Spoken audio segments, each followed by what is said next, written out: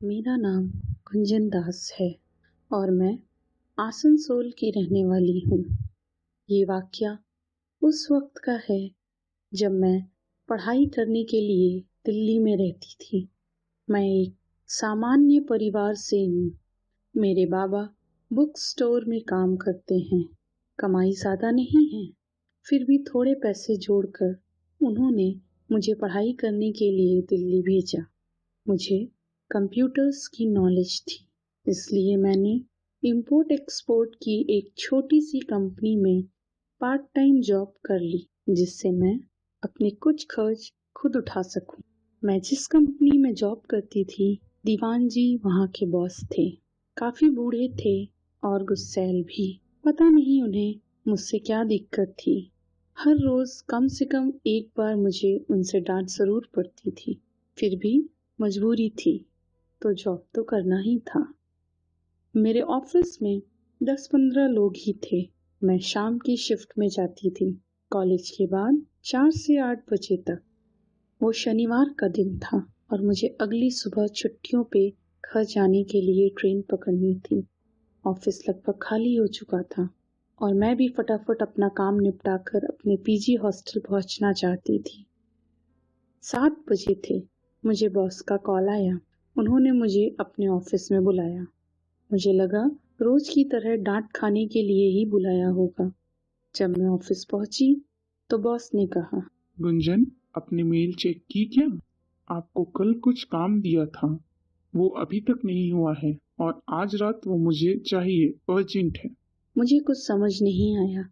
जल्दी में मैं मेल चेक करना भूल गई थी। मैं ओके सर बोल के ऑफिस से निकल आई और जाकर जब मैंने मेल चेक की तो मुझे समझ आया कि ये तो बड़ा काम है, टाइम लगेगा। मैं फंस गई। पता नहीं कितना टाइम लग जाए। बिना ज़्यादा कुछ सोचे मैं अपना काम करने लगी। मैंने टाइम पे ध्यान नहीं दिया और काम कंप्लीट करने में पता नहीं चला कि कब रात के 1 बज गए। मैंने फटाफट सर को मेल की और ऑफिस से बाहर निकली, ये सोचते हुए कि शायद लास्ट प्राइवेट बस मिल जाए, नहीं तो टैक्सी का 150 रुपए का बिल भारी पड़ जाएगा। तभी पीछे से किसी ने मुझे आवाज दी।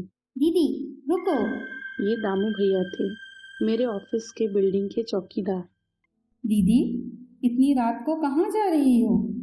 भैया, आज काम में देर हो गई और मुझे कल घर के लिए ट्रेन पकड़नी है, जाना ही पड़ेगा। देख लो दीदी, रात बहुत हो गई है, पता नहीं कुछ साधन मिले या नहीं। कल सुबह मैं जाऊंगा 5 बजे, तो आपको छोड़ दूंगा। नहीं दामू भैया, 6 बजे मेरी ट्रेन है, मुझे जाना ही पड़ेगा। ठीक है दीदी, अगर कुछ ना मिले तो लौट आना, मैं आपको सुबह छोड़ दूंगा। ठीक है भैया, बोलकर मैं वहां से निकल गई। मेरे साथ ऐसा पहली बार हुआ था कि मैं इतनी रात को अकेले बाहर थी। मैं जल्दी जल्दी बस स्टॉप की तरफ भागी जा रही थी। डर भी लग रहा था। रात के अंधेरे में सब कुछ बंद हो गया था। रास्ते पे भी कोई नहीं था। कभी लगता कि कोई पीछे आ रहा है, पर जब मुड़कर देखती तो कोई नहीं था। मैं बस स्टॉप पे पहुंच गई। वहां कोई नहीं था। मैं अकेली खड़ी बस के आने का इंतजार करने लगी। बस तो निकल गई। मैं चौंक गई एकदम से। किसकी आवाज आई? मैंने मुड़ के देखा तो एक लड़की मेरे बगल में थी। उसका चेहरा अजीब सा लग रहा था, बिल्कुल सफेद। मैंने उसे ओके बोला। फिर मैं दूसरी तरफ देखने लगी कि शायद कोई टैक्सी आए तो उसी में निकल जाऊंगी। तभी फिर वो लड़की बोली, इतनी रात को अकेले किसी अनजान के साथ नहीं जाना चाहिए। मैंने सोचा ये लड़की मुझे ये सब क्यों बोल रही है। मैं उसकी तरफ मुड़ी। मैं चौंक गई। अरे, कहाँ गई वो लड़की? मैं डर से इधर उधर देखने लगी, पर वो लड़की कहीं नहीं दिखी, गायब हो गई जैसे। तभी मुझे दूर से एक गाड़ी आते हुई दिखाई दी। मैं रोड के किनारे पहुंच गई। वो एक टैक्सी थी।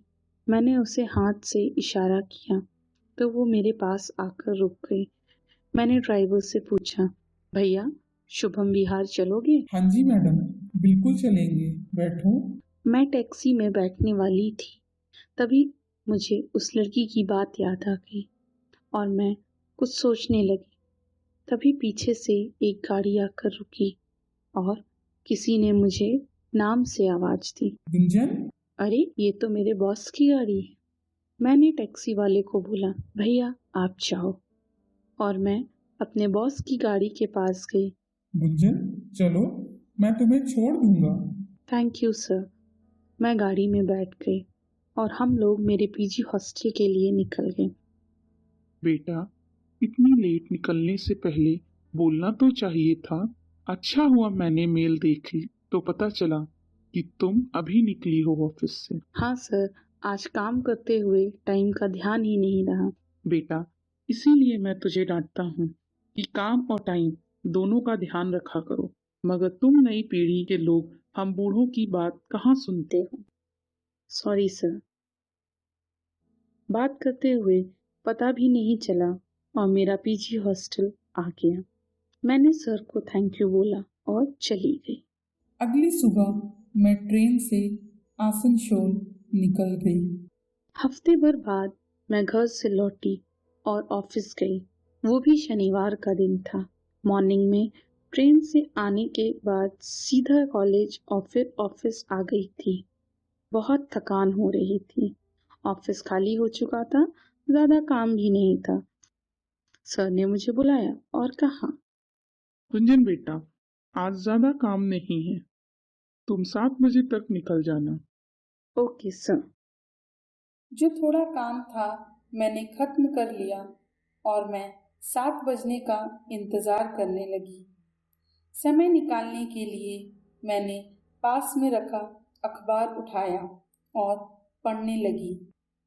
तभी मेरी नज़र फ्रंट पेज की कुछ तस्वीरों पर पड़ी। ये तो वही लड़की है जो उस रात मुझे बस स्टॉप में मिली थी। उस टैक्सी ड्राइवर की तस्वीर भी थी वहां पर और मैं उस न्यूज़ को पढ़ने लगी। जैसे जैसे मैं उस न्यूज़ को पढ़ती जा रही थी, मेरा शरीर ठंडा पड़ता जा रहा था। डर से पसीना मेरे माथे से टपक रहा था।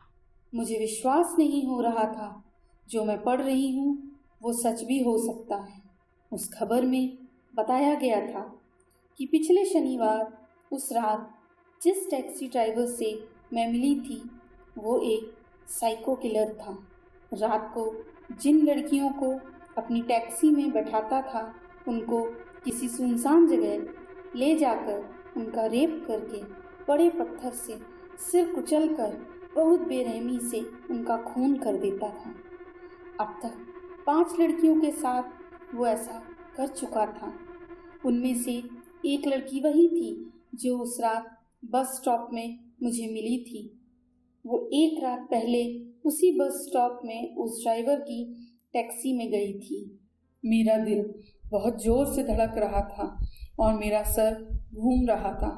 बार बार बस यही सोच रही थी, कहीं उस रात अगर मैं उस टैक्सी में बैठ गई होती तो आज मैं जिंदा नहीं होती और वो लड़की पिछली रात ही मर चुकी थी, मुझे बचाना चाहती थी।